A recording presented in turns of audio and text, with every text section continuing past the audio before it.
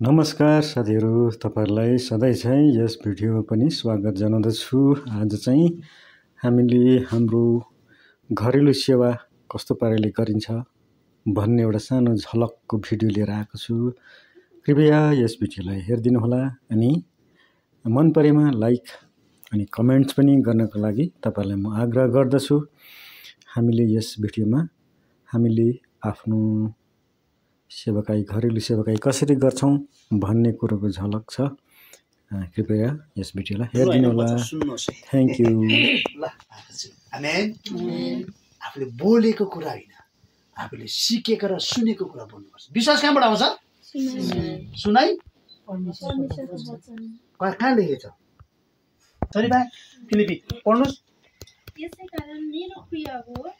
कारण मेरो प्रिय हो तिमीहरूले सधैँ आज्ञा पालन गरेका छौ। सबै तिमीले आज्ञा पालन गरेको मेरो उपस्थितिमा गरेको जस्तो मात्र होइन है, तर अब झन् बढी मेरो अनुपस्थितिमा डर र कम्पसाथ तिमीहरूको आफ्नो मुक्तिको काम पूरा गर्न परिश्रम गर।